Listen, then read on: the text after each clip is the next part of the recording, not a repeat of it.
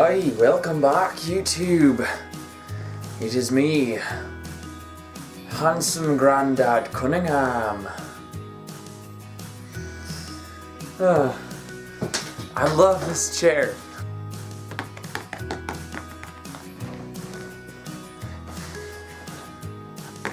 Anyway, welcome back to my 30-day challenge. Today is day 5. And that means it's November 8th. Very important day.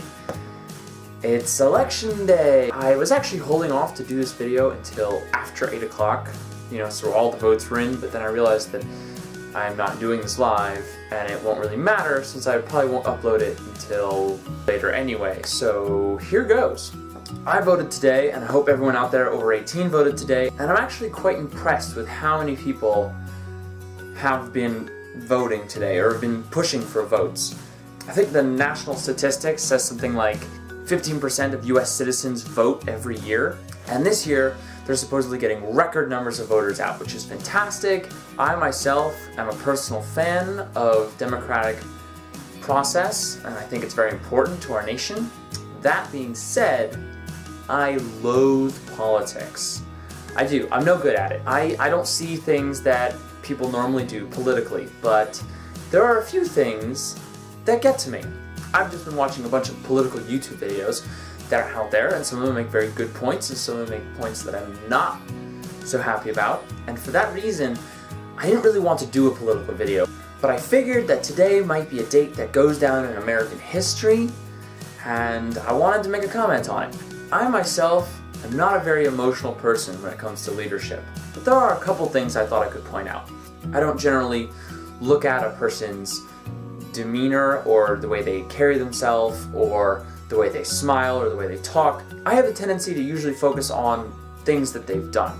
That may not be the way some people vote, and that's up to you. I'm not here to sway your vote, and that's why I don't want this video to come out before the election, because I don't want to give the appearance like I'm trying to tell people how to vote. You reserve the right to vote however you want to do it. And again, I dislike politics to begin with, but I did want to point some things out. In fact, shout out to another YouTuber called GradeAUnderA, who is a YouTuber I like to watch, who made some very interesting points. 2 in particular. You know what, why don't I just show you the clip? So what, should I judge a candidate on grade? Definitely not what they say in the months leading up to the election, right? But I think, in my opinion, you should judge them on their actions in the past. Again, right, everyone is going to pretend like they have your best interests at heart on their presidential campaign, aren't they? Your main concern should be finding out who had your best interests at heart years ago when no one was looking, when it didn't matter. So there's that bit where he talks about how candidates might alter or change their entire persona or outlook just because it's election year, not because they will actually do those things. And then the second thing he says, I know what a lot of you are going to say, right? They're not going to win, grade, therefore it's a wasted vote. It's a wasted vote? No. Now listen, voting third party is not a waste of a vote. America apparently has some law, right, where if a third party candidate can get 5% of the vote, the Federal Election Committee officially classifies them as a minor party, at which point they get access to upwards of $10 million to fund their next campaign in 2020. Now, I think that statement is very important because I've been having similar conversations with many other voters about how voting for an independent is useless because they're only going to get a small percentage of the votes anyway. But, as you can see, simply attaining 5% of the votes is huge for the Libertarian Party or the Green Party or any other independent party running in the race. Now, does this mean you should go out and vote for Vermin Supreme? You know, the guy with the boot on his head who wants to establish a pony-based economy? Maybe not, but if you see an independent party that's getting a lot of support, best not to write them off immediately. I'm not saying that because I did vote for the independent parties. I'm not saying that because I didn't vote for the independent parties. And in fact, I think you should vote for who you truly feel represents your interests. But what you probably shouldn't be doing is voting for one candidate just because you hate their opponent.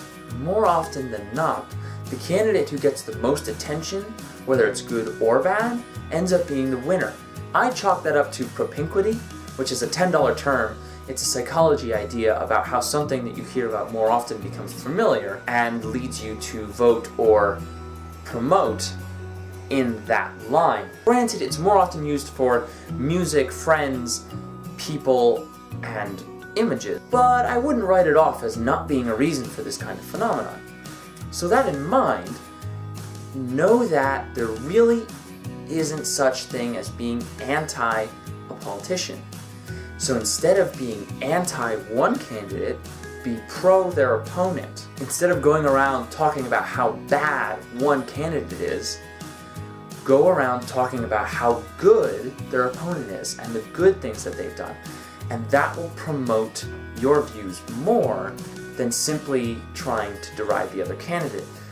I mean, if you look at some of the other major trends in not just politics in society, you'll notice that the same has been true for the war on drugs, the war on crime. There have been anti-violence protests that have evolved into riots, which end up being even more violent than whatever they were protesting to begin with. Mother Teresa said something similar.